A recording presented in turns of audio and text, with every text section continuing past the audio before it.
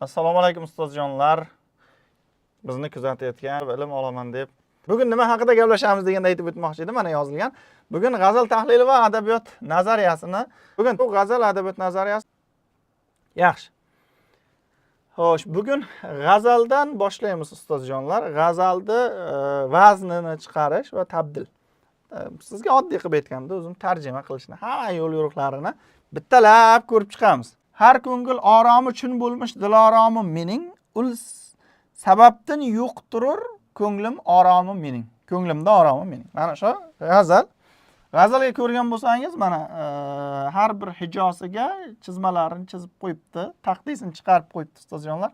Buni hozir qanaqa shaklda chiqarganligi, nima sababdan kelib chiqqanligini hozir bitta-bitta alohida tushuntirib o'taman. Ana endi qarang ustozjonlar. Siz bor yo'g'i ikkitagina qoidani bilishingiz kerak. Bor yo'g'i ikkitagina qoida. Ya'ni bo'g'inni bilishingiz kerak, to'g'rirog'i o'zimiz oddiy bo'g'in. Oddiy bo'g'inimiz, boshqa hech narsa emas. Qarang endi. A I unlisi bilan tugagan ochiq bo'g'in qisqa hijo deyiladi. Qarang. Ochiq bo'g'in deb yozib qo'ydim, ko'rdingizmi? Aynan o'sha 3 ta tovush bilan tugagan ochiq bo'g'in deb yozib qo'ydik, tushundingizmi? Deyiladi dedik. Va uni belgisi V tovushi. To'g'rirog'i shuni bunaqa qiling. Shuni shunday deb o'ylamang. Oddiy holatda ma'lumot ko'p, buni bunchalar yodlashga men qiynalaman desangiz, o'shani birra shugina joyini yodlab qo'ying bo'ldi. Ochiq bo'g'in qisqa hijo deyiladi. Ochiq bo'g'inga o'sha sizda oddiy aytganda V belgisini qo'yib keting yetarli. Tamam, bo'ldi. Endi qarang. Tuga mana bu yerda qarang. Ochiq bo'g'in deb yozgan joyini ahamiyat berib o'tirmasdan mana bu joyga qarang. Yopiq bo'g'inlar cho'zi hijo hisoblanadi. O'rniga tiri belgisi mana. Ana shu belgini qo'yib ketaveramiz. Bo'g'inlarga ajratganimizda ochiq yopiq bo'g'inga qarab belgisini qo'yib ketaveramiz. O'shalardan keling mana. Birinchisini o'rganaylik, faqat O tovushi. O tovushi bilan kelib qolganda, ya'ni ochiq holatda kelganda ham uni yopiq deb hisobga olasiz. O tovushi bilan kelib qolganda ochiq bo'lsa ham yopiq belgisini qo'yib ketasiz. Demak, bo'ldi, bildik. Oddiy holatda tushunamiz. Ochiq bo'g'inga V, yopiq bo'g'inga tiri. O bilan tugagan payti ham yopiq tikini qo'yib ketamiz. O harfi keldimi, bo'ldi, yopiq tikini qo'yib ketavering. Har qanaqa holatda mustasnolarsiz deylik-a. Bo'ldi. Ana endi qarang, keling. Mana bu joyga keling. O'shani buni qanday qilib chiqargan desangiz, mana har to'rttada ketgan, chizib qo'ygan. Buni bo'g'inlarga bo'lamiz, qarang. Har ko'ngil oromi deganda 4 tasi qarang. Har degan joyga kelamiz. Har. Aynan harga qarasangiz yopiq-ku, bo'ldi. Demak, harga qaragan paytingiz yopiq bo'lganligi uchun mana bu tiri qo'yilgan mana. Birinchi tiri bir boshdan qilingan, o'sha birinchi qatordagi qilinib turibdi. Mana shu yerda birinchi qatordagi ustozjonlar esingizdan chiqib ketmasin, qarang. Ku degan joyi bor-ku, mana ku degani ochiq-ku, o'shaning uchun mana V belgisi qo'yilgan. Mul shaklida bo'lganligi uchun yopiq tiri, O'ni yopiq bo'ladi tiri dedim. Bo'ldi. O'sha xuddi shunaqa shaklda ketaveradi. Endi aynan bunga tushmay qolganda qanaqa qilaman desangiz, bu yerda imola zihof degan tushunchalar bor. Aruzda o'lchov birligida ustozjonlarim, unda o'zi majburlab tushiriladigan holatlar bor. O'shaning uchun tushgan bo'lar. Mustasno holatlar bor deylik. O'sha mustasno holatni osonroq yengib o'tish uchun hozir dastlabki tushunchani shunday bilingki, bo'ldi. Ochiq kelsa nima qilaman, yopiq kelsa nima qilaman? Yopiq kelsa tiri qo'yaman, ochiq kelsa V belgisini qo'yaman deng yetarli. Tushunyapsizmi? Boshqa tushuncha qilib o'tirmang. Mana har ko'ngil oromi deganda mana bu yerga bo'laman mana. Harni qo'ydim. Harni ko'rdim. Bo'ldi, yopiq ekan. Tiri ku ne yozmayapti? Mana. Ku shaklida bo'ldi. Bo'ldi. Ku bo'ldimi? Ochiq. Tiri V. Keyingisi ngul shaklida ngil.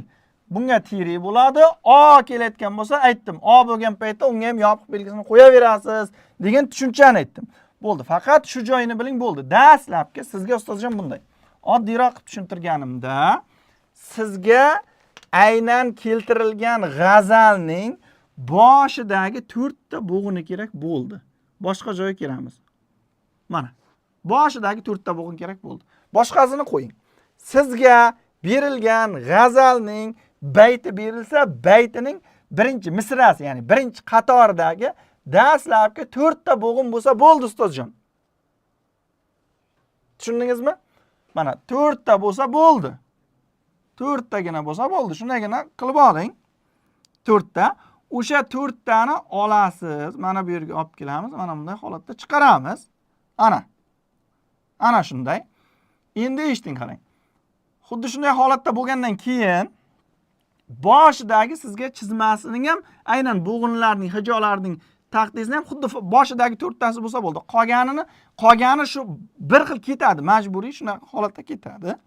Endi keling, xuddi shu boshidagi 4 ta chizma nimaga kerak bizga desangiz, biz o'sha g'azalning vaznini chiqarayotganda mana qarang, keling. Mana bu yerda chizmalarini chizib qo'yganmiz, ko'ryapsizmi? Mana. V tiri bo'lsa mutaqorib, biznikiga o'xshamaydi, bunga o'xshamaydi. V tiri shaklda bo'lsa hazaj, v tiri bo'lsa ramal, teskarisi shuning ikkita tiri bitta va keyin tiri bo'lsa rajaz. Endi eshiting. Xuddi shu holat ramalnikiga mana bizlar chiqargan hozirgi taqdir ramaldiki o'zi. Ramalniki mana. Ramal deb yozuvli mana bu yerda ramal xuddi shunaqa v tiri mana. Bir xil, ko'ryapsizmi? Mana shu 4 taning bittasi chiqadi, aniq. 100% shu 4 taning bittasi chiqadi. Hozir o'sha 4 taning bittasi mana shu yerga olib borib qo'ydim, ramal bo'ladi. Hozir ramali deb boshlanadi. Mana shu g'azalni vaznini aytayotgan paytda men ramali deyman. Bo'ldi. Mana shu yerda bilishingiz kerak bo'lgan ikkita qoidani aytaman. Ha, o'tgan safar ham mana shu narsa oz bo'lsa ham tushuntiruvli deganlarga eshitib turing. Bunda ozgina qiyin mavzu, shuning uchun повтор qilyapman va aynan o'sha g'azalning tabdilini chiqarib beraman hozir. Bu shu g'azalning o'zida bitta g'azalni noldan oxirigacha tushunchasini beryapman. Ana shu narsani bilib qo'ying. Ya'ni bu oddiy holatda shunchaki adabiyot nazariyasi bo'lib qolmaydi. Shu g'azal boshdan oyoq chiqib keladi. Hamma narsasini chiqaramiz boshdan oyoq. Ketdi, qarang demak. Ana endi shu yerda bitta kommentariyada yozib qoldiring-da. Kun gul bo'ladidagini yopiq bo'lib qoladi-ku deganlar bormi? Ana shuni. Hozir men aytdim. Faqat o tovushini biling bo'ldi. Bu yerdagi mustasno holatni, bu yerda mustasno holat bor ustozjonlar, u tovushida. Mana shu ku gul shaklda bo'ladi va xuddi shu chizma chiqar, ramaldiki chiqadi ustozjonlar. Ramal. Endi keling, mana xuddi shu g'azal xuddi shunday turibdi, mana chizmasi. Bo'ldi. Qarang. Boshidagi mana shu 4 taning o'ziga qarab biz ramal chiqardik. Faqat 4 taga qaraysiz dedim. Bo'ldi. Mana ramalligini bilib oldik. Yetarli. Ana endi bizlarga hijolarning soni kerak. Ya'ni bo'g'inlarning soni kerak. Bo'g'inlar soni 11, 12 yoki bo'g'inlar soni 15 yoki 16 bo'ladi. Aniq. 15 yoki 16 bo'ladi. Ana shu narsa esingizdan chiqib ketmasin. 15, 16. Xo'sh, mana bu yerda yozib ketaman. O'tgan safar to'g'rilanmay qolgan ekan. 12. Mana, bo'ldi. Bu yerda to'g'rilab qo'ydim o'zim. Qarang. Demak, xuddi shu boshidagi 4 ta bo'lsa bo'ldi. Ramal chiqib keladi. Ramaldan boshqa hech narsa emas. Ramal chiqib keladi. Kelgandan keyin eshitib turing. Bizga bo'g'inlar soni kerak. Qarang, birinchi qatorning o'zining bo'g'inlarining soni kerak. Mana shu yerda bo'g'inlar sonini sanaymiz ustozjonlar. Kommentariyada yozib qoldiring. Aynan bo'g'inlar soni nechta mana shu yerda?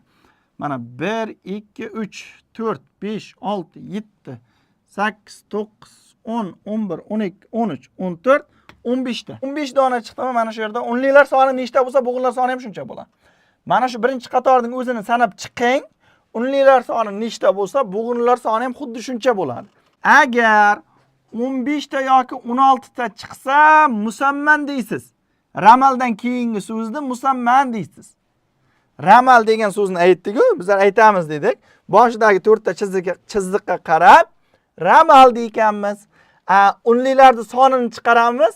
Soni qanday qarang? 15, 16 bo'lsa musamman deysiz dedim. 11, 12 bo'ladigan bo'lsa musaddas deysiz dedim. Musaddas 6lik, 8lik. Ana endi eshiting. Bu hozir musamman. Chunki bunda 15 ta chiqdi. Bo'ldi. Buni ham aytib bo'ldik. Hozir ramali musamman. Ramali musammani hozir keyingisini tushuntiraman. Endi pastga keling. Agar bo'g'inlar soni 16, mana bu 16 ustozjonlar, 16 bo'lish kerak. 16 yoki 12 bo'ladigan bo'lsa, mahsuf yoki maqsur ikkalasining birini aytasiz. Agar bo'g'inlar soni mana bu 12. 12 yoki 16 bo'ladigan bo'lsa, solim deb ataysiz. Solim deb ataysiz. Bo'ldi, boshqa hech narsa deb o'tirmaysiz. 12 bilan 16 chiqdimi? Solim. 15 bilan mana bo'g'inlar soni toq. Mana shunisini noto'g'ri yozganda sal to'g'rilab qo'yish kerak edi. Keling ustozjonlar, shu joyini to'g'rilab ketaman o'zim. Ana shu joyiga 15 qo'yilish kerak edi, toq bo'lardi. 11 bilan 15 toq bo'ladi. Mana bu joyiga 12 qo'yiladi ustozjonlar. 12 bilan 16 juft bo'ladi. Shuni oddiy tushuning, bo'ldi. 11 bilan 15 toq, chunki ikkita qilib borgan paytingiz toq bo'lib qoladi. 12 bilan 16 juft. Juftga nima deb aytishdi? Toqqa nima deb aytishdi? Juft bo'ladigan bo'lsa solim deysiz. Sog'lom, hammasi o'zining juftiga ega. Bo'ldi, bu bir masala. 11 yoki 15 bo'ladigan bo'lsa toq, mahzuf yoki mahsur. Farq yo'q, qaysini aytsangiz ham mahzuf yoki mahsur shaklida. Endi eshiting. Bizda hozir 3 ta narsa bor ekan. Birinchisi chizma deylik. Chizmaning nomini qo'yar ekanmiz. Chizmaning nomini nima dedik? Ramal. Ikkinchisi bo'g'inlar soniga qarab nechtaligini aytamiz. Bo'g'inlar soniga qarab. Tushundingizmi? Bo'g'inlar soniga qarab. 15 ta chiquvdi, 15 ta 8 lik chiqdi. Tushundingizmi? Ya'ni 8 lik chiqdi. Buni aytasiz, 8 lik nimaligini? Musamman. Uchinchi qiladigan ishingiz toq yoki juftligini aytish kerak bo'lsa, bu toq 15 toqqa kiradi. Ana shunday. Qarang. Chizma ramal chiqdi, 8 lik musamman, toq chiqdi mahsuf. Mahzuf. Ramali musammani mahsuf. Aynan mana shu mening har ko'ngil oromi chin bo'lmish diloromim mening g'azali ramali musammani mahsuf. O'tgan safar Kelmadir Adifli g'azalini tahlil qilganimda Kelmadini hamma biladi degan uchun alohida oldim. Bu biror bir kitobda qilinmagan, birorta ham darslikda qilinmagan tahlili bunaqa shaklda. Men o'shani shunday olib tahlil qilib beryapman ustozjon sizga. Ana endi shuni birdan oddiy qilib tushuntirib o'tib ketaman, qarang. Oddiy tushuntiraman. Mana bu yerda biling. Bilishingiz kerak bo'lgan ikkita qoidani aytaman. Eshiting. Birinchi qoida. Ochiq bo'ladigan bo'lsa V belgisini qo'ying, yopiq bo'lsa tirini qo'ying. Bo'ldi, bu birinchi qoida. O ga bilasa, tirini qo'yib ketasiz. O tovushiga bo'ldi, O'ni bilib qo'ying, bo'ldi. Endi eshiting. Faqat boshidagi 4 ta chiziqni biling. 4 ta, boshidagi 4 ta va unga qarab nom qo'ying. Mana. Mana bu yerda yodlab qo'ying. Mana shuni yodlang. Ana shuni yodlang. Ana shuni yodlab qo'ysangiz kifoya. Bo'ldi. Shuni yodlab qo'ying. Qaysi chiziq chiqsa qilaverasiz.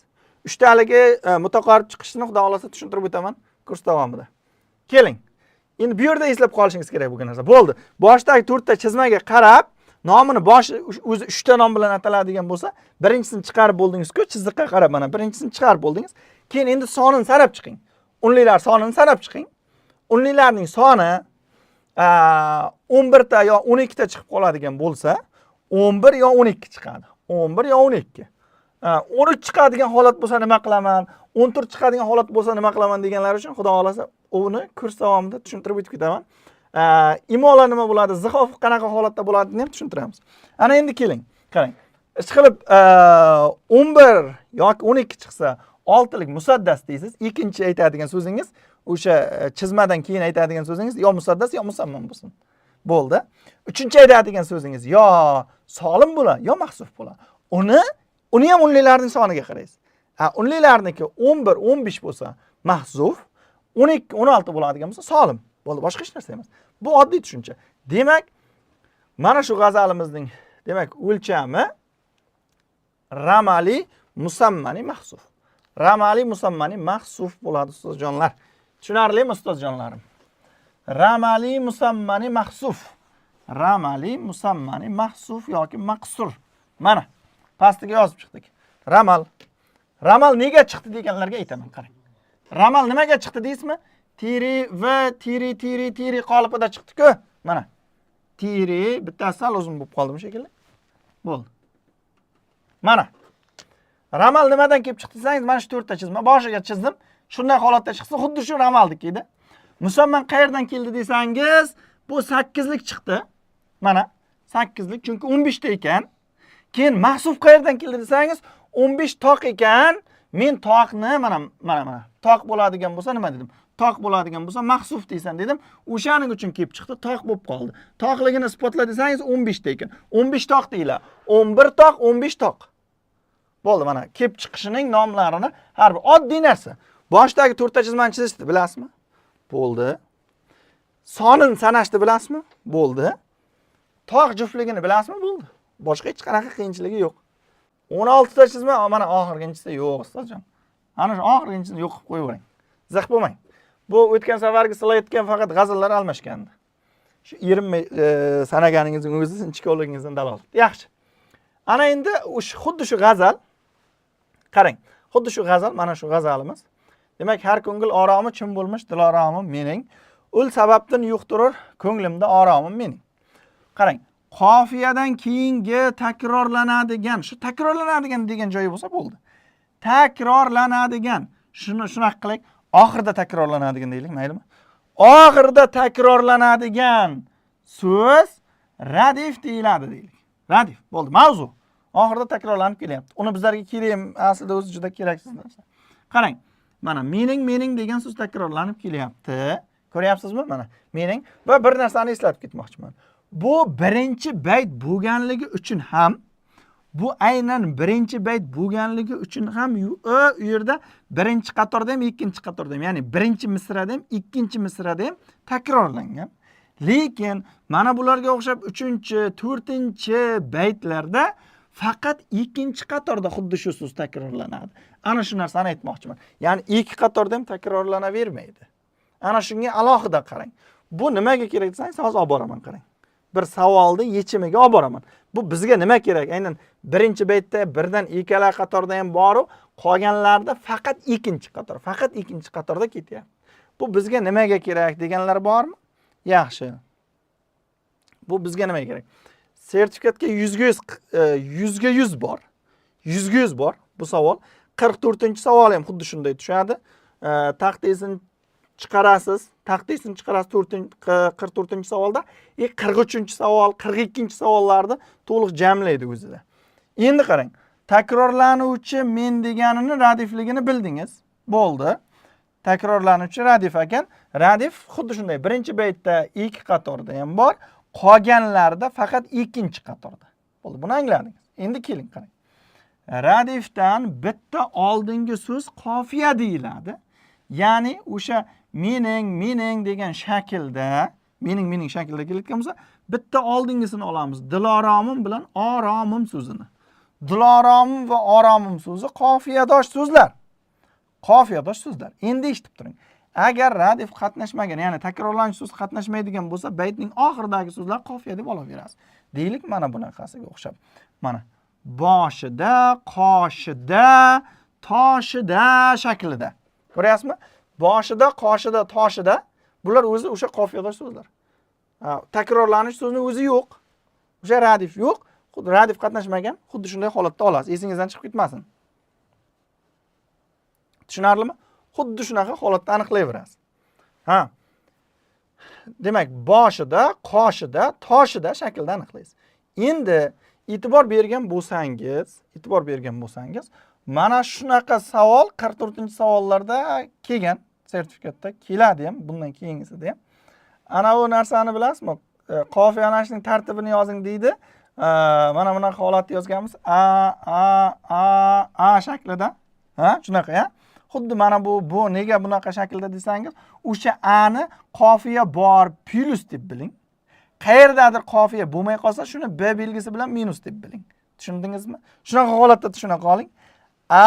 B shaklda qofiyalangan deb qabul qiling. Mana qarang, birinchi qatorda qofiya bor, boshida turibdi. Ikkisida ham turibdi, qoshida, lekin 3ta yo'q. Ko'ryapsizmi? 4-chisida turibdi, toshida. Shunaqa. B shaklda qofiyalangan deb olaverasiz. Tushunarlimi? Buni bildik. Bu yerdagi nazariyani qayta takrorlab ketaman demak. Xo'sh, qofiyada oxirida takrorlanadigan radif deb olasiz. Mana mening degan radif, mana mening takrorlangan. Buni aytdim. Va radif qolgan baytlarda har doim ikki qatorda takrorlanadi. Faqat ikkinchi qatorda bo'ladi. Buni ham aytdim. Va ikkinchi qatordan bitta oldingini buni ham qofiya deyverasiz. Misol uchun mana bu yerda diloromim qofiya, oromim qofiyami? Bularda gulandonim qofiya, shomim qofiya. Birinchi misrada, birinchi qatorda qofiya yo'q mana. Birinchisida yo'q. Buning ham birinchisida yo'q. Tushundingizmi? Radif bor joyda qofiya bo'ladi. Radif bo'lsa qofiya bo'ladi, deydi. Shunaqa shaklda olib ketaverasiz. Ana shu narsa esingizdan chiqib ketmasin. Ya'ni mana bu yerda mendan tepadan ham birorta qofiya izlab yurmang. Bo'ldi, ketdik. Mana buni ham tushundingiz. Bu yerda tushuntirmoqchi bo'lgan narsam, demak, oxirida takrorlanayotgan so'z bo'lmasa, oxiridagi so'zni o'zini qofiyaga olaverasiz. Bu ham tushunarli. Ketdik. Ana o'sha qofiyaning o'zini 43-savolga qarang. 43-savolga keldik. 43-savolga. 43. Mana aytaman. 43-savolda matla, maqta, ravini yozamiz. Ravi tirgak tovush. Qofiyaning tirgak tovushi. Bo'ldi. Qarang, qofiyadosh so'zda qo'shimcha bor yoki yo'qligini aniqlashimiz kerak. Keyin asosini topishimiz kerak. Asosni bilish. So'zda qo'shimcha bor yo'qligi va asosni bilish. Keling. Qo'shimchasi bo'lsa mutlaq qofiya deyiladi. Qo'shimchasi bo'lmasa muqayyat qofiya deyiladi deb o'rganib qo'yavering. Qo'shimcha bo'lsa mutlaq, qo'shimcha bo'lmasa muqayyat. Buni butunlay tushunmaydigan odamlar shunaqa tushunib turing. Aslida o'zi tovush bo'lsa, tovush bo'lmasa. Tushunarli, shunaqa shaklda bo'ladi. Lekin siz shunaqa holatda bilib qo'yingki, qo'shimcha bo'lsa yoki qo'shimcha bo'lmasa. Siz shu bilan ham yechib qo'ya olasiz. Endi qarang. Diloromim meningda diloromim bilan oromim degan qofiyada so'zlarda im degan qo'shimcha bor ustozjonlar. Im degan qo'shimcha bor. Tepada aytdim. Qo'shimcha bo'lsa mutlaq qolasiz dedim. Shuning uchun bu yerga mutlaq deb yozganman. Bo'ldi. Qarang. Asos dilorom va orom bo'ladi.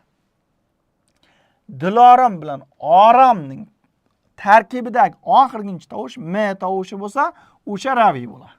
Esimizdan chiqib ketmasin. O'sha narsa raviy. Shunaqa. Qo'shimcha bo'lsa, bo'lmasa. Tushunarlimi? Qo'shimcha bo'lsa, bo'lmasa. Qo'shimcha bo'lsa, bo'lmasa. Xuddi shunday. Bu yerda qo'shimcha borligi uchun mutlaq qoldik. O'shani yozib qo'yasiz. 43-savolda B javobiga mutlaq deb, A javobiga nima yozish kerak bo'lsa, asosda dilorom bilan oromdagi so'nggi tovush m, o'sha m ni yozasiz. M raviy. Asosning so'nggi bir xil tovushi. Asosning so'nggi bir xil tovushi raviy. Bo'ldi. Endi qarang, mana bu joyga. Mubtalo uvaysiman, oshno uvaysiman degan, ya'ni uvaysiman radifli g'azali bor. Uvaysiman radifli g'azalida mubtalo bilan oshno degan so'z keladi. Mubtalo bilan oshnoda qo'shimcha yo'qligi uchun ham buni muqayyat qofiya deb olasiz va mubtalo bilan oshnoda oxirgi so'nggi tovush bir xil o bo'lganligi uchun ham uni raviy deb olasiz. Ana shunday.